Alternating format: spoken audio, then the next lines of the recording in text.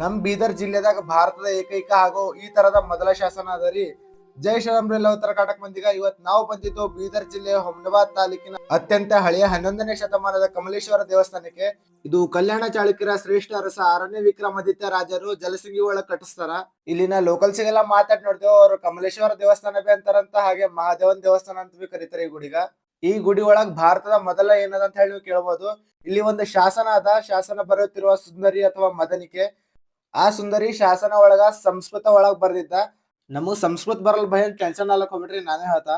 ಸಪ್ತ ದ್ವೀಪಗಳಲ್ಲಿ ಶ್ರೇಷ್ಠನಾದ ವಿಕ್ರಮಾದಿತ್ಯನು 7ನೇ ವಿಷ್ಣುವರ್ಧನ ಆಗಿದ್ದಾನೆ ಅಂತಂದ್ರ ಅರ್ಥ ಬರ್ತದ ಕನ್ನಡದಾಗ. ಇದು ಯಾರು ಬರ್ಸಾರ ಅಂದ್ರೆ 6ನೇ ವಿಕ್ರಮಾದಿತ್ಯ ರಾಜರು ಒಟ್ಟು ಭಾರತ ದೇಶದಾಗ 1,000 ಶಾಸನಗಳು ಹೊಡಿಸ್ತಾರ. ಅದೇ ರೀತಿ ನಮ್ದು ಕರ್ನಾಟಕ ಬೀದರ್ದಾಗ ಬಿ ಈ ಶಾಸನ ಹೊಡಿಸ್ತಾರ. ಈ ತರದ ಮತ್ತೊಂದು ಶಾಸನ ಎಲ್ಲಿ ಹೊಡ್ಸಲ್ಲ. ಅದ ಕಡೆಯಿಂದ ಇದಕ್ ಭಾರತದ ಮೊದಲ ಶಾಸನ ಅಂತ ಹೇಳಿ ಹೇಳ್ಬೋದು. ನೀವೇನ್ರ ಮೊದಲು ಕಮಲೇಶ್ವರ ಗುಡಿ ಹೋಗ್ಯಾರ ಅಂದ್ರೆ ಕಮೆಂಟ್ ದಾಗ ತಿಳಿಸ್ರಿ. ಈ ಗುಡಿ ಒಳಗ್ ಬರಬ್ಬರ್ ಯಾರು ಅಬ್ಸರ್ವ್ ಮಾಡಿ ನೋಡಿರಿ, ಇಲ್ಲಿಂದ 2 ನಂದಿಗಳು ಹೊಸವ. ಇಲ್ಲಿದ್ದ ನಂದಿಗೆ ಏನಾಯ್ತು ಭಯ ಅಂತ ಕೇಳ್ಬೋದು. ಆಗಿನ ಟೈಮ್ನಾಗ ಅಂದ್ರ ಹಿಂದಿಕಿಂದೆಲ್ಲ ಶತಮಾನಗಳದಾಗ ಯಾರ ರಾಜರು ಬಂದು ಯುದ್ಧ ಮಾಡಿದಾಗ ಇಲ್ಲಿನ ನಂದಿ ಕತ್ತರಿಸಿ ಬಸವಣ್ಣನ ಗುಡ್ಡ ಅಂತ ಬರ್ತದ 1.5 ಕಿಲೋಮೀಟರ್ ಊರ್ ಹೊರಗ.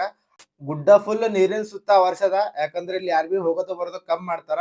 ಇದೇ ಜಾಗದಾಗ ನಂದಿ ಸಿಗುತ್ತದ, ಇದೇ ನಂದಿ. ನೀವ್ ಏನ್ರ ನೋಡ್ಬೇಕಿತ್ತಂದ್ರ ಒಂದ್ಸತಿ ಬಂದ್ ವಿಸಿಟ್ ಮಾಡ್ರಿ. ಬಹಳ ಖತರ್ನಾಕ್ ಅಡ್ವೆಂಚರ್ ಆಯ್ತು ನಿಮ್ಗೂ ಒಂದ್ಸತಿ. ಮತ್ ಸಿಗಮ್ ಮುಂದಿನ ವಿಡಿಯೋದಾಗ.